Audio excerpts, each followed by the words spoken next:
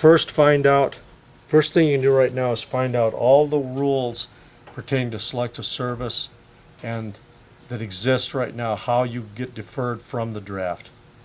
What is on the books right now? There's no way to know what kind of exemptions they will allow when they reinstate the draft, but it looks almost certain now it's going to be reinstated.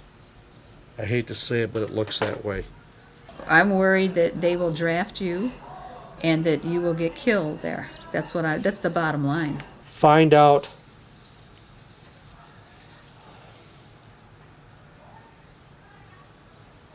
possibly employment and living in Canada maybe, although I really don't think this time that's going to work. Women didn't have that worry, but today now they're talking about drafting women too.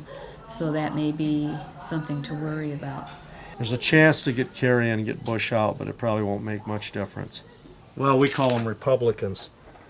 The corporations are the ruling party.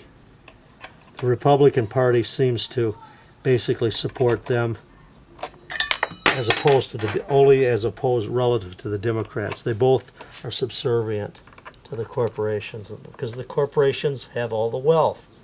They'll tolerate a limited amount of dissent and opposing point of view as long as, for example, a guy like Kerry or Clinton basically toe the economic line, because after all, that's all they're really interested in. You know what happens with cameras. People think that things that can't happen are happening because they see it on TV. Because you find a way to rig it up, but they don't see the wires. That's totally controlled by a few people. It's totally doctored and contrived.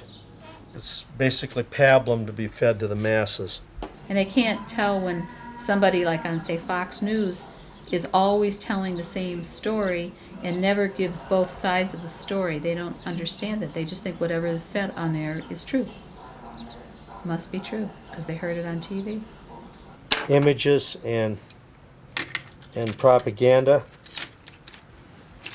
designed to keep those in power. It's like a billboard along the expressway advertising some new beer. That's all it is.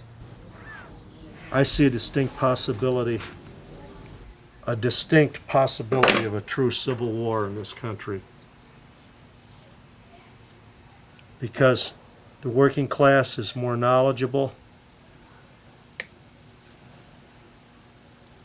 As scared as they are of all the SWAT teams and everything,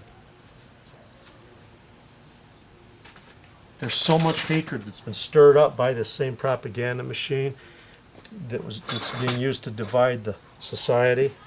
That same hatred could easily turn against these guys, the people in power, because the working class is getting tired of being ripped off. Now that sounds crazy to talk of something as civil war. Everybody thinks of the Civil War and Abraham Lincoln and the Confederacy and all of that stuff. But 10 years ago, who would have thought that we'd be in a mess with this thing like Iraq? I look back on it now and I give so much credit to the kids that were called draft dodgers in the Vietnam era. They had the guts to stand up, go out on the streets, risk getting beat up by the cops, getting thrown in jail. Those are the people I really admire. That took a lot of courage.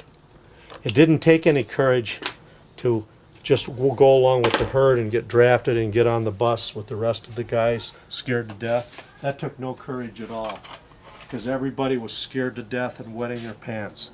Try to be as practical and realistic about this stuff without getting too locked into the political dogma about revolution and so on and so forth. The key to it is survival.